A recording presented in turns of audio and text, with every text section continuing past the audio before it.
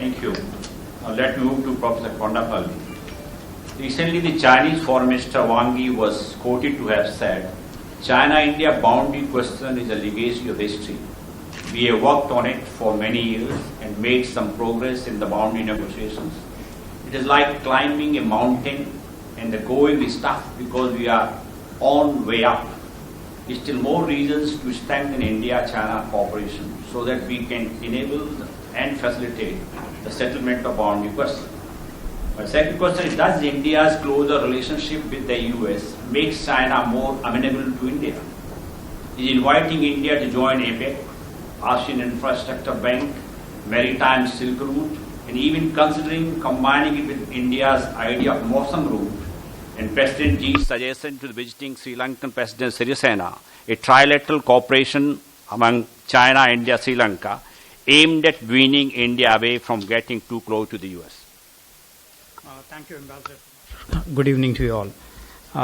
The boundary dispute has become the major kind of stumbling block in the bilateral relations. We have, in the last 6 decades, tried to resolve this by peaceful means or by conflict. Peaceful means in 1960, during 3 discussions in New Delhi, Beijing, as well as in Rangoon. Burma at that time was negotiating a border dispute resolution with China. So in 1960, 3 negotiations, 3 talks have taken place, and nothing concrete has come about. There was a swap principle suggested by Chou En-lai at that point of time, but nevertheless that was not acceptable to India. Then we had the 1962 border conflict, so we tried to resolve through a conflict mode, but again the dispute has not been resolved. In the 1980s, 81, we started discussion on the territorial dispute. 8 talks were conducted till 1988. Nothing concrete again came out of these talks conducted at the Joint Secretary level, East Asia, Ministry of External Affairs, and the counterpart in China. Then we had graduated to a joint working group meeting. 15 joint working group meetings took place till 2005. Again, not much has happened in these. These are at the Foreign Secretary level, the joint working group meetings, and then a decision was taken to resolve the dispute from a political perspective. So the special representative mechanism has been instituted, and 18 discussions took place in that format. This is at the Prime Minister's office level, so it is supposed to be at the political level. Nothing concrete has come out of this. But let me qualify by saying these 33 years of talks have led to some kind of confidence building measures and implementation of some measures which led to what both sides call as peace and tranquility. Some suggest that there was not even one firing incident except in 1970s. And they suggest that there is peace and tranquility on the border.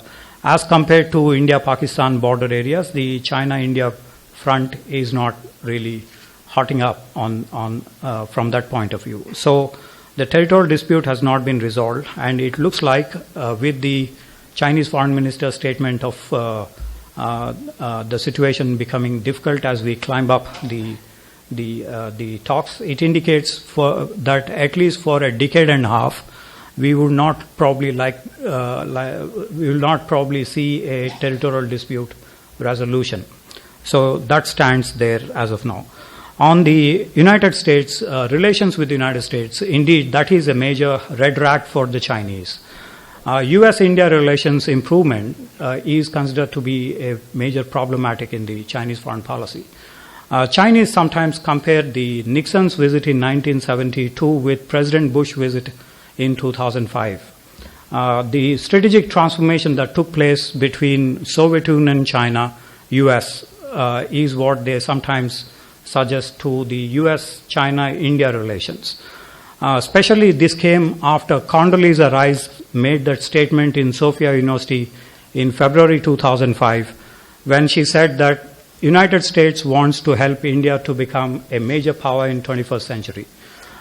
Quickly, the Chinese leadership changed its position from a purely tactical relation, they suggested, to a strategic and cooperative partnership in about 2 months' time from Condoleezza Rice's statement in Sophia University, which indicates that United States is playing a bigger role in this format of U.S.-China-India relations.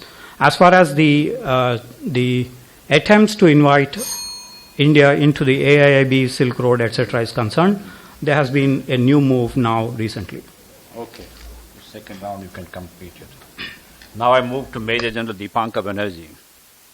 After Modi's visit to Japan, in his article in Times of India, Professor Brahmachalani wrote, the entente between India and Japan holds the potential to revive the two countries' economic fortunes, catalyze their emergence as world powers, reshape Asian strategic landscape, and impel a tectonic geopolitical shift.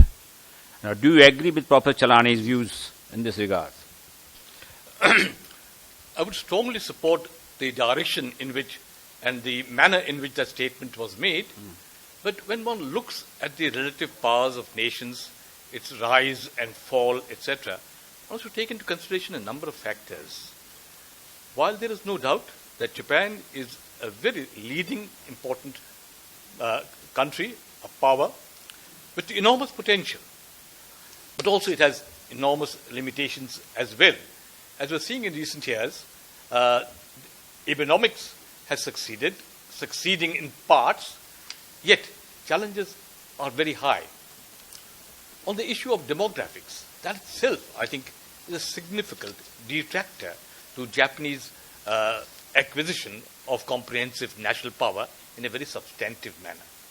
But in a number of areas, India and Japan find very useful areas of cooperation, and this is a relationship which has strong win-win potential, not only for both countries, but will also play a very strong and stable relations in all of Asia. China's sudden and dramatic rise needs to be balanced by other important players in Asia. And this relationship has got enormous potential to do precisely that. Well, the Tokyo Declaration during Prime Minister Modi's visit and the joint strategic vision issued in Delhi after President Obama's visit in January this year, both statements talk about maritime security, freedom of navigation and overflight throughout the region, especially in South China Sea.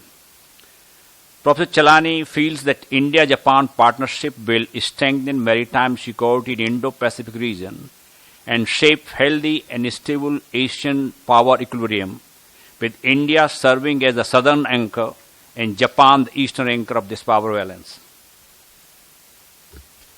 Well, to this, of course, China has a counter proposal, and that has to be considered very carefully. To this, China, of course, has a counter proposal, and this needs to be taken note of as well. Notwithstanding, Japan and India, at the two extremities of the Asia-Pacific region, in a sense, north and in the south, have the potential, both in terms of maritime capability and naval power, of playing a significant positive role, especially in furtherance of the democratic principles and the emerging rules of the world. Yet, the Chinese recommendation of the Belt and Route of linking up the whole region through economic cooperation, which has received tremendous support from all over the world, combined with the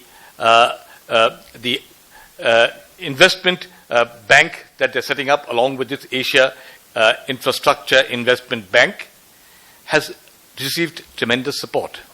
And this is also one factor which we need to take into account, because it is not just an industrial and economic, industrial and infrastructure investment proposal, but it's also another way of imposing China's strategic objectives in all of Asia. And it goes on to the much of West Asia as well. And so therefore, the power in tomorrow's world will have to exercise not so much with military and maritime naval capabilities, but also with economic potential, cooperation, developing relationships between nations which further their economic growth and well-being. So this will have to be a joint effort by all countries. It need not necessarily be in confrontation between one group and another. If we head towards that, we'll be heading for some complications as well.